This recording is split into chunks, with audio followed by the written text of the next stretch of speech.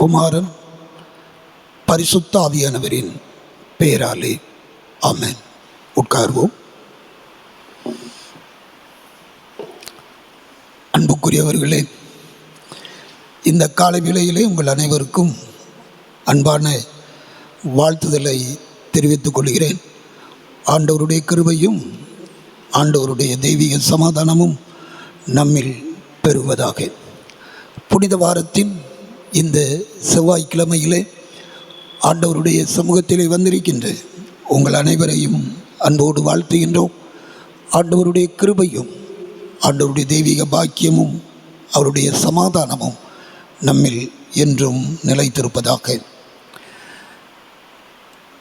கடந்த ஞாயிற்றுக்கிழமை அன்று பவனி வந்த ராஜா என்கின்ற தலைப்பிலே ஆண்டவருடைய வார்த்தையை சிந்தித்தோம். நேற்றைய தினத்திலே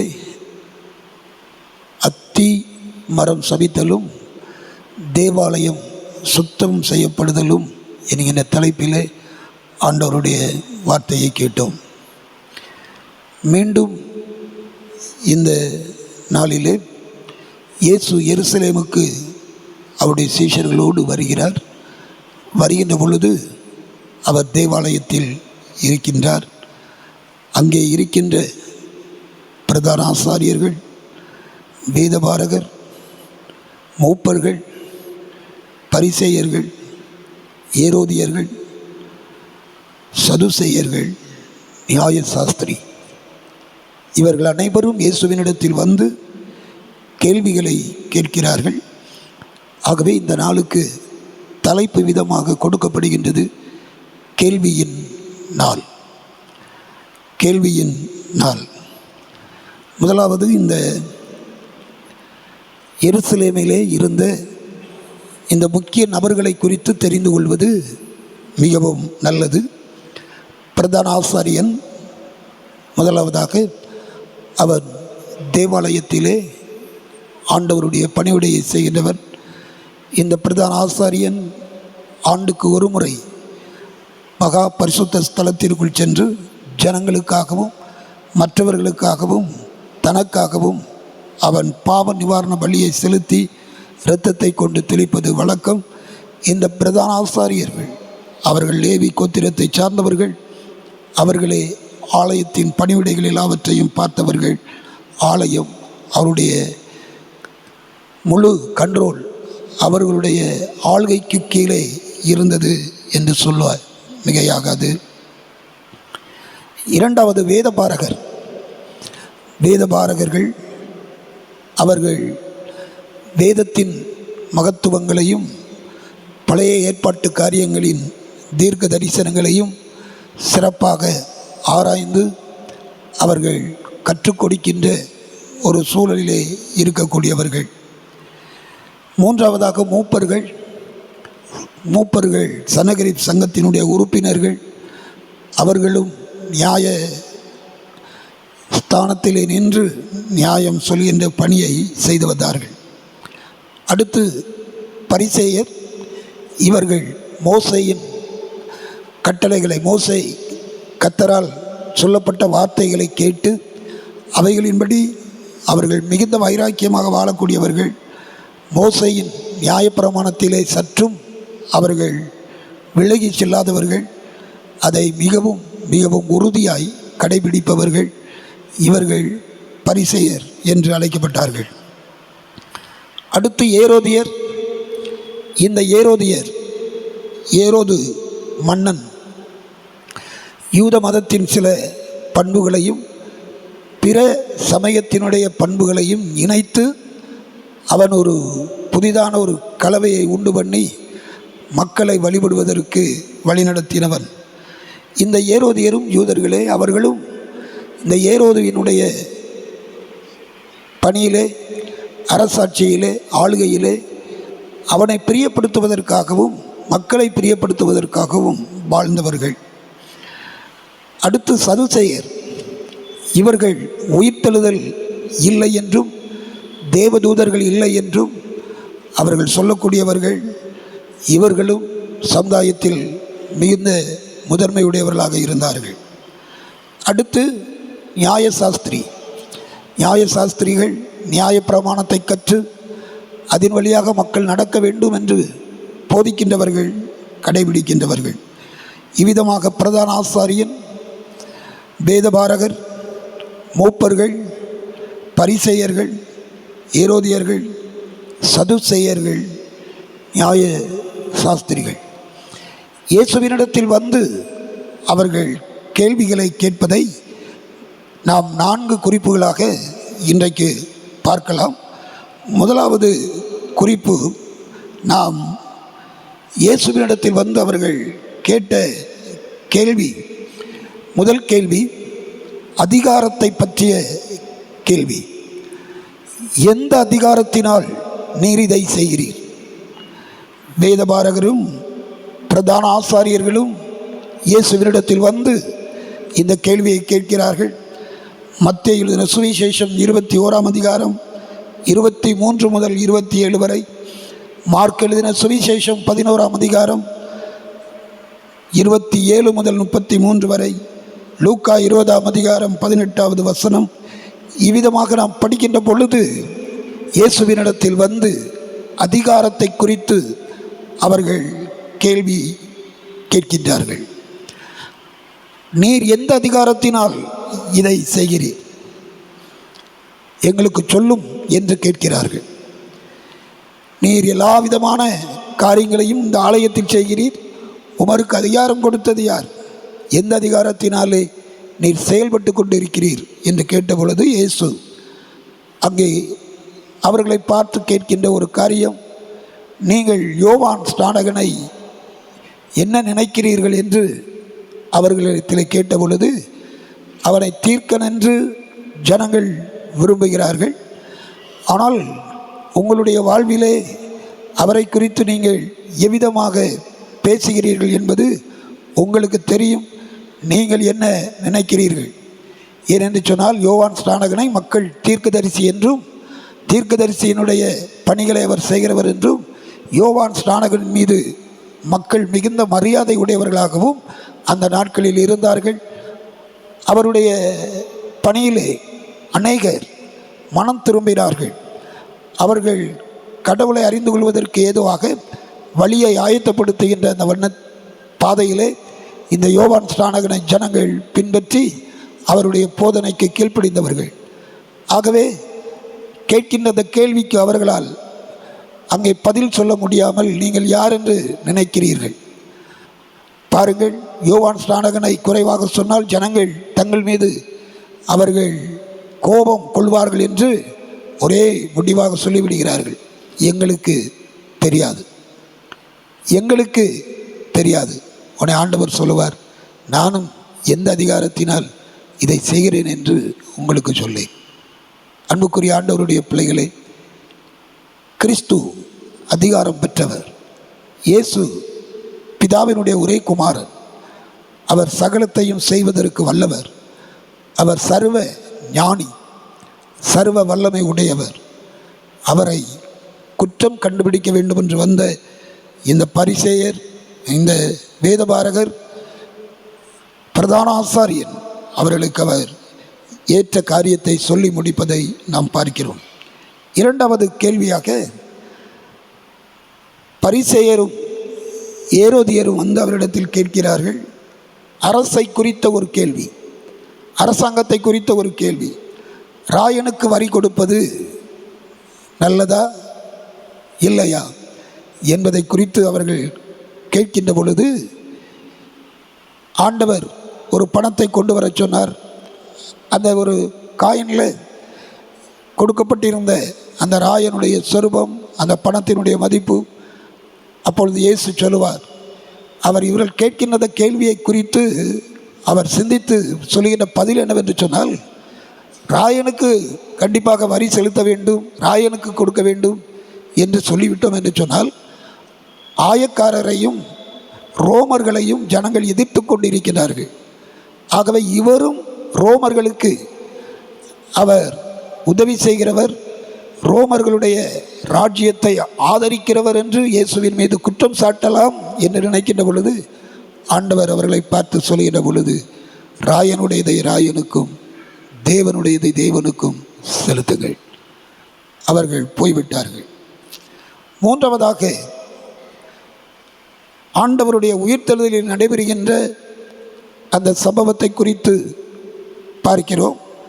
பார்க்கின்ற பொழுது இந்த வேத பகுதி சதுசேயர்கள் வந்து கேட்கின்ற கேள்வியாக இருக்கிறது.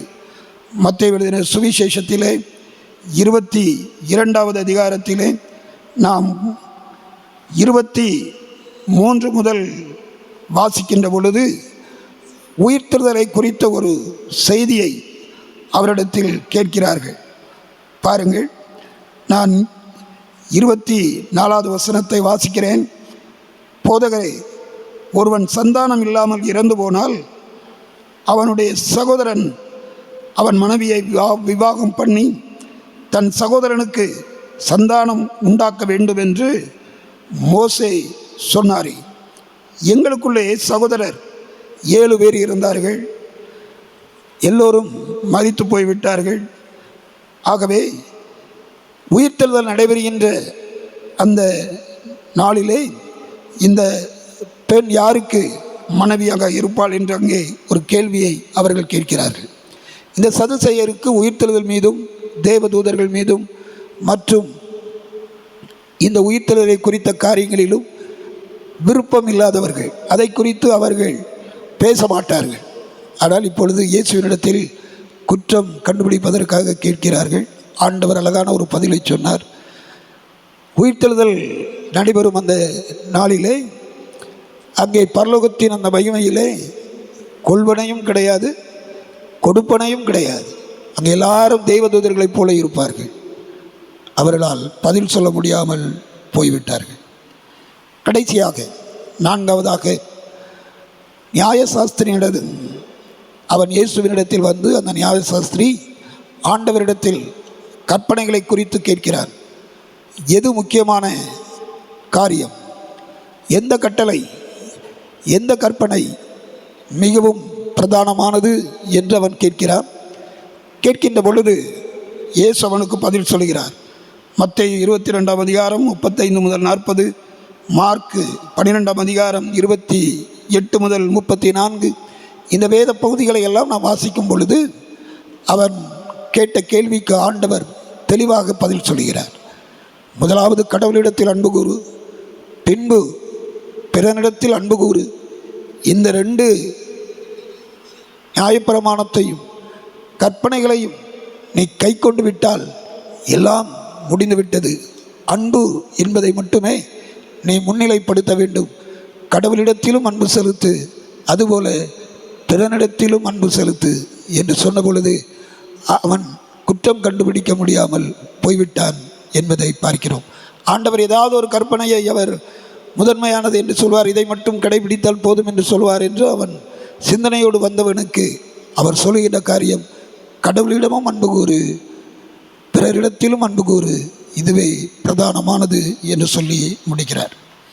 அன்புக்குரியவர்களே, இவைகளையெல்லாம் கேட்ட பிறகு இந்த அரசை குறித்த மற்றும் அதிகாரத்தை குறித்த, உயிர்த்தெழுதலை குறித்து, கற்பனைகளை குறித்து கேட்கப்பட்ட இந்த கேள்விகளுக்கெல்லாம் பதில் சொன்ன பிறகு நீங்கள் மத்தேயு 22ஆம் அதிகாரத்திலே 41 முதல் 45 வரை படிக்கின்ற பொழுது இப்போ இயேசு ஒரு கேள்வி கேட்கிறார்.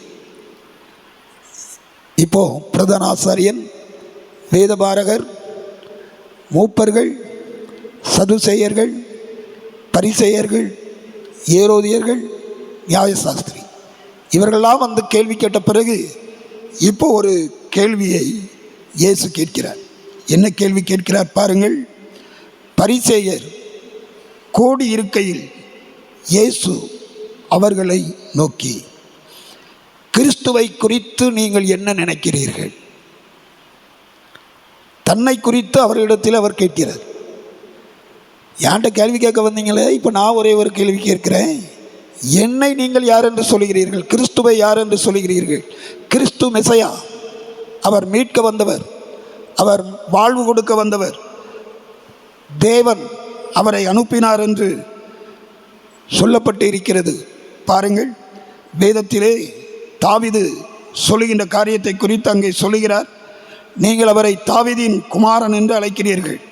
அப்படியானால் தாவீது பரிசுத்த ஆவியினாலே அவரை ஆண்டவர் என்று சொல்லியிருக்க எப்படி தாவீதுக்கு அவர் மகனாக முடியும் என்று அவர்களுக்கு சொல்லுகின்ற பொழுது 45வது வசனத்திலே தாவீது அவரை ஆண்டவர் என்று சொல்லியிருக்க அவனுக்கு அவர் குமாரனாய் இருப்பது எப்படி? அவர் ஆண்டவர், கிறிஸ்து மெசையா, அவர் மீட்பர், அவர் விடுதலை கொடுக்க வந்தவர், மனிதருடைய உள்ளங்களை கட்டி எழுப்புவதற்காக வந்த பிதாவினுடைய குமாரன். ஆகவே தாவீது கூட அவரை குறித்து தன்னுடைய சங்கீதங்களிலே பாடும் பொழுது அழகாக சொல்லுகிறார், ஆண்டவர் என்று குறிப்பிடுகிறார். ஆகவே தாவீதுக்கு அவர் எப்படி குமாரனாக இருக்க முடியும் என்று கேட்டவுடனே பாருங்கள், 46வது வசனம் சொல்கிறது, அதற்கு மறுத்தரமாக ஒருவனும் அவருக்கு ஒரு வார்த்தையும் சொல்லக்கூடாது இருந்தது. அன்று முதல், ரொம்ப முக்கியம், அன்று முதல் ஒருவனும் இயேசுவினிடத்தில் கேள்வி கேட்க துணியவில்லை. அவர் அதிகாரத்தை குறித்து கேட்டபொழுது தெளிவான பதிலை சொன்னார். அரசை குறித்து கேட்ட கேள்வியின் போது அதற்கும் தெளிவான பதிலை சொன்னார். உயிர்த்தெழுதலை குறித்து கேட்ட பொழுது அதற்கும் தெளிவாய் சொன்னார். நியாயசாஸ்திரி கேட்ட கற்பனைகளில் பிரதானமானது என்னது என்று கேட்ட பொழுது அதற்கும் தெளிவான பதில் சொன்னார். அவர்கள் இயேசுவை குற்றம் கண்டுபிடித்து அவரை கொலை செய்வதற்குத்தான் முயற்சித்தார்கள். எப்படி ஆகிலும் இயேசுவை குற்றம் கண்டுபிடித்து கொலை செய்ய வேண்டும் என அவர்களுக்கு ஒரு பெரிய பிரச்சனை இயேசு.